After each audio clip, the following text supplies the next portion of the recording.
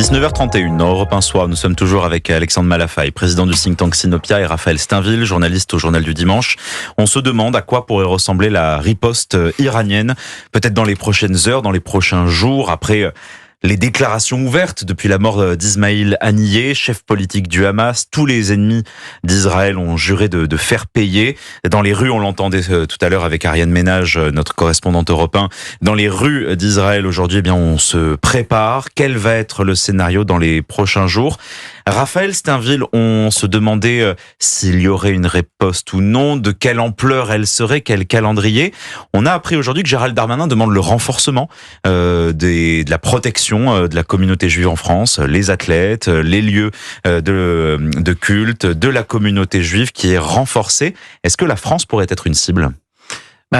Dans la stratégie de l'Iran, du Hezbollah, du Hamas, d'utiliser souvent des proxys, oui, on peut imaginer que par ricochet, plutôt que d'attaquer directement Israël, il serait plus simple de s'en prendre soit à la communauté israélienne en France, soit aux athlètes. Ce qui est certain, c'est que cette question de la réplique et de l'Iran, du Hezbollah, qui a lui-même été attaqué avec l'un de ses chefs qui a été tué lors d'un assassinat ciblé par Israël. Cette question, la réplique, elle est omniprésente. La question, c'est de savoir la graduation. Est-ce que ça sera comme dans les mois précédents, lorsque l'Iran avait attaqué Israël avec ses drones, Israël avait répliqué de manière très mesurée. Est-ce qu'on sera sur ce même schéma, ou est-ce que, au contraire, on est face à un risque d'embrasement généralisé avec des développements qui seront pour le coup incalculables? L'Iran doit répliquer dans les prochaines heures, Alexandre Malafaye. L'Iran va répliquer. Il y a systématiquement une forme de symétrie, de réponse. On le voit à chaque fois. Il n'y a pas d'exception à la règle. Après, la question, c'est quelle est effectivement la proportion et l'intention derrière. Est-ce que c'est simplement une réplique pour dire on en reste là momentanément, ou est-ce que c'est une réplique pour aller plus loin et rentrer dans une escalade? Ça, je dirais que on le verra. La probabilité que ça se porte sur notre sol en période olympique, de mon point de vue, est relativement faible. Elle existe, évidemment, on peut rien esquiver en la matière, rien y mettre. Voilà, et on fait bien de prendre plus de précautions parce qu'on n'est jamais à l'abri d'une réaction particulière avec les Iraniens. Mais je pense que pendant la période olympique, c'est compliqué pour eux d'envoyer un message politique de cette manière-là à l'égard du monde entier. En revanche, je crois que les Iraniens ont déclaré qu'ils se réservaient le droit de frapper partout.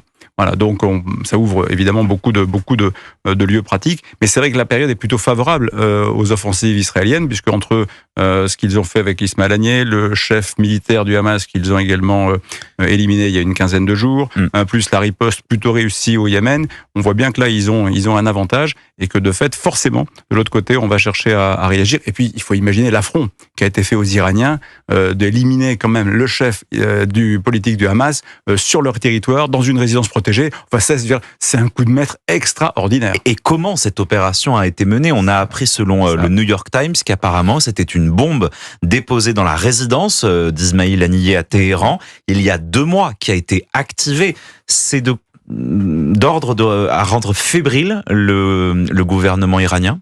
Oui, vous avez raison, c'est une humiliation, mais cette humiliation, si les gardiens de la révolution veulent répliquer, ils savent à quel danger ils s'exposent, parce que le savoir-faire dont a pu faire la démonstration Israël, et plus particulièrement l'unité spéciale qui a vraiment été désignée par Benyamin Netanyahou pour éliminer méthodiquement tous les responsables du 7 octobre, a fait la démonstration de ses capacités d'action.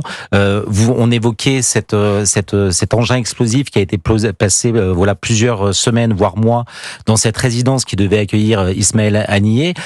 Il faut ajouter que il a fallu qu'il ouvre un message sur son téléphone, un message sur sa messagerie cryptée WhatsApp, qui a permis de préciser sa géolocalisation et donc assurer qu'il soit dans cette pièce au moment où les Israéliens voulaient l'atteindre, pour que cette opération soit une réussite. Ça démontre une capacité opérationnelle des Israéliens qui peut faire redouter aux gardiens de la Révolution une réplique si jamais ils venaient à s'en prendre trop violemment à Israël. Et en plus de redouter les capacités d'Israël, on sait que la Maison-Blanche a renforcé le déploiement de ses forces défensives dans la région. Ça veut dire que l'Iran pourrait aussi se mesurer face à une réplique américaine alliée d'Israël ? Là, pour le coup, si on rentrait dans ce schéma-là, on pourrait vraiment parler de risque d'embrasement. Compliqué quand même pour les Iraniens de s'en prendre aux intérêts américains de manière frontale. Les capacités de réplique américaines, en l'occurrence, sont majeures. Mais ce qui est intéressant à observer dans les prochains jours et les prochaines semaines, ça va être finalement la manière dont le dossier va évoluer. Parce qu'il y a une très grande inconnue qui commence à se profiler, c'est l'élection américaine. Et c'est vrai que vous avez, je mets des guillemets, un game changer avec la potentielle arrivée de Donald Trump à la Maison-Blanche. Ça laisse un temps qui est maintenant de l'ordre de trois gros mois avant que le pouvoir américain ne bascule ou pas. Et c'est vrai que ça peut donner aussi à certains protagonismes de ces zones de guerre, que ce soit en Russie ou en Iran, dans cette confrontation avec Israël, à travers ses proxys, peut-être l'envie de faire quelque chose, parce que après ce sera différent. Le jeu va nécessairement changer, tellement, on veut dire, le comportement de Trump, il l'a démontré dans son premier mandat, est incertain. Et aujourd'hui, on peut imaginer qu'il y a une bonne chance qu'il arrive, et s'il arrive, il va forcément s'intéresser au dossier, il va forcément faire bouger les lignes. Bon, et puis Raphaël Steinville parlait de cette démonstration de force faite par les services israéliens. On apprend ce soir que l'imam de la mosquée Al-Aqsa a été arrêté, donc c'est à Jérusalem, arrêté par les Israéliens. Le ton est donné en Israël, on ne laissera arrêter parce qu'il avait présenté ses condoléances à la mort donc d'Ismaïl Haniyeh. Il y a un ton martial qui est donné par Israël pour empêcher tout débordement. Oui, je pense que Israël veut faire preuve de fermeté et ne laissera rien passer, certainement pas de la part de ses prédicateurs qui pourraient, sur son sol, agiter le spectre peut-être d'une troisième intifada. Donc oui, je pense que Benyamin Netanyahou a l'impression, en tout cas aujourd'hui, d'avoir les coups des franches pour faire régner l'ordre en Israël et presque en dehors de ses frontières, puisque le fait qu'il ait touché en Iran, au Liban, au Yémen, il y a peu de temps, ça montre quand même la capacité et l'assurance finalement de Benyamin Netanyahou, qui est très sûr de sa force et de la force d'Israël. Israël est allé trop loin en ciblant le chef du Hamas à Téhéran, Alexandre Malafaye. Ils n'ont fait que ce qu'ils avaient annoncé qu'ils feraient. Ils l'ont déjà fait par le passé. C'est une programmation extrêmement méthodologique, comme l'a dit Raphaël Steinville.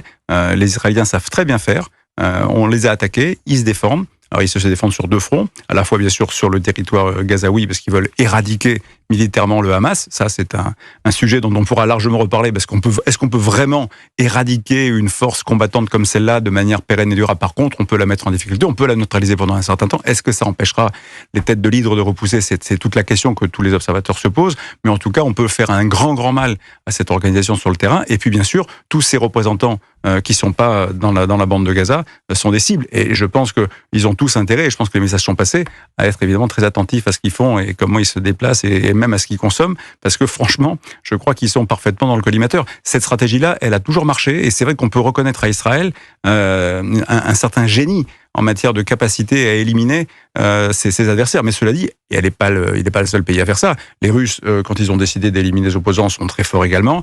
Les Américains le font ou l'ont fait pendant très longtemps dans l'histoire, avec là aussi un certain génie créatif. Voilà, mais ça fait partie effectivement de la panoplie de pays comme ceux-là qui disent voilà, vous en prenez à nous, on ne vous lâchera pas. Et à Gaza, il reste au moins 115 otages qui sont toujours aux mains des terroristes du Hamas. Ces otages, c'est un objectif qui a été abandonné par Israël.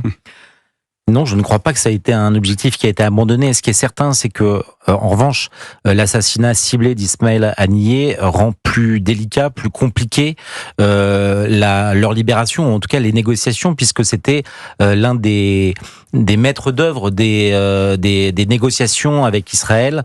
Il résidait à Doha, le plus clair de son temps, quand il n'était pas soit en Algérie, soit en Turquie, pour essayer d'échapper notamment aux équipes, à l'unité spéciale d'Israël qui le traque.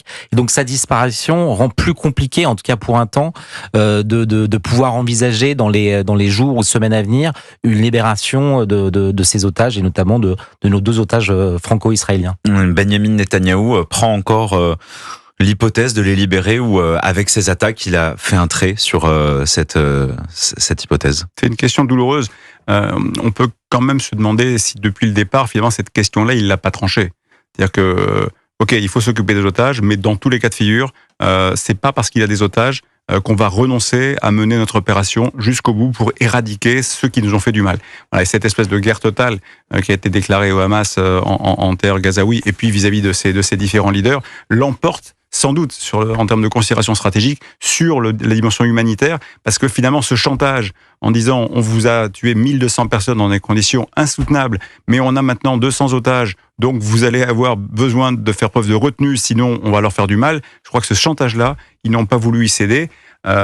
C'est difficile de savoir si c'est bien ou pas bien, mais en attendant, c'est le choix qu'ils ont fait, et visiblement pour l'instant, voilà, ils s'y tiennent. Et c'est vrai qu'on peut aussi remarquer que Benjamin Netanyahou n'a pas peur, en aucun cas. Et ce qu'il a fait effectivement, comme vous l'avez noté avec l'imam de la mosquée d'Al-Aqsa, confirme que voilà, il veut absolument jusqu'au bout maintenir, rétablir l'ordre, faire régner la sécurité et envoyer tous les messages utiles à l'ensemble de ceux qui effectivement veulent affaiblir Israël. Bon, et puis ce soir, eh bien, les Israéliens, eux, tentent de se préparer. Vous pensez qu'il y a une panique ou une inquiétude, en tout cas dans les rues israéliennes?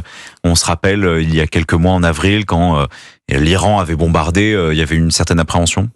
Je pense qu'en fait, Israël, depuis si longtemps, est tellement préparé à ce genre de possibles offensives ou de répliques armées de l'Iran, du Hezbollah ou du Hamas, qu'ils se sont habitués. Ils sont, pour beaucoup, ils disposent d'abris et surtout, je pense qu'ils font une immense confiance en leur armée pour pouvoir les protéger, même si effectivement le 7 octobre leur a rappelé qu'elle n'était pas infaillible et qu'il y avait parfois des trous dans la raquette.